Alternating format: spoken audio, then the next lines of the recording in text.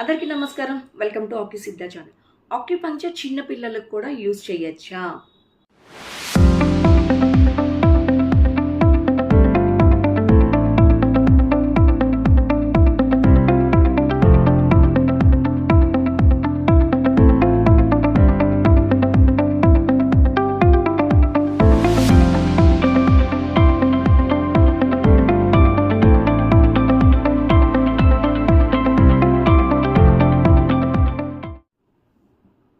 Acupuncture చిన్న పిల్లలకు కూడా చేసేంత సేఫెస్ట్ మెథడ్ అని చెప్పుకోవాలి. కానీ 6 సంవత్సరాల లోపల ఒక చిన్న పిల్లలు ఒక 20 మినిట్స్ అలా కదలకుండా కూర్చోవాలంటే కొంచెం ఇబ్బంది పడతారు. కాబట్టి 6 సంవత్సరాలు దాటిన పిల్లలకి నిరభ్యంతరంగా ఆక్యుపంక్చర్ ట్రీట్మెంట్ ఇవ్వచ్చు.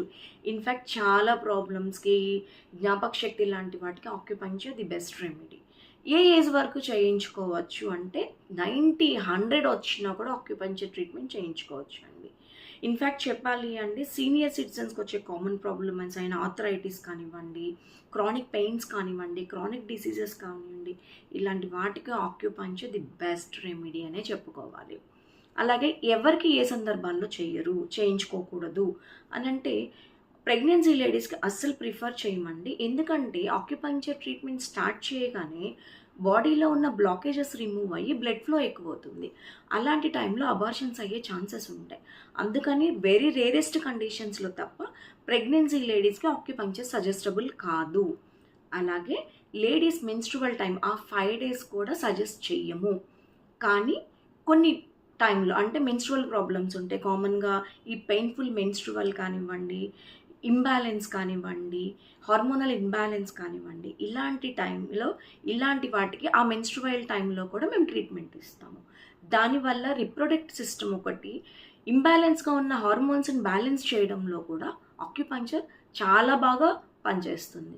అలాగే హీమోఫీలియా పేషెంట్స్ కూడా కొన్ని సందర్భాల్లో అసలు సజెస్ట్ చేయము. హార్ట్లో స్టంట్స్ వేసుకున్న వాళ్ళకి కొన్ని టైంలో సజెస్ట్ చేయము.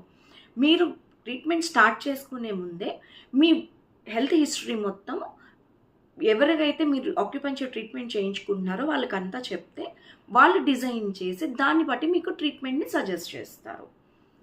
అలాగే ఆక్యుపంక్చర్కి ఎన్ని సిట్టింగ్స్ కావాలి? కామన్గా అయితే ఆక్యుపంక్చర్ చేయించుకోవడానికి ఆ పేషెంట్కి ఉన్న ప్రాబ్లమ్ని బట్టి, సివియారిటీని బట్టి 8 నుంచి 10 సిట్టింగ్స్ని ప్రిఫర్ చేస్తాము. అది వీక్లీ వన్స్ చేస్తామా, ట్వైస్ చేస్తామా, థ్రైస్ చేస్తామా అనేది ఇండివిజువల్ పారామీటర్స్ని, ఇండివిజువల్ హిస్టరీని తీసుకొని దాన్ని డిజైన్ చేయడం అనేది జరుగుతూ ఉంటుంది. అలాగే ఆక్యుపంక్చర్ గురించి, ఆక్యుపంక్చర్ వల్ల కలిగే ప్రయోజనాల గురించి తెలుసుకోవడానికి మా ఆక్యుసిద్ధ ఛానల్ని సబ్స్క్రైబ్ చేయండి. Acupuncture the art of healing.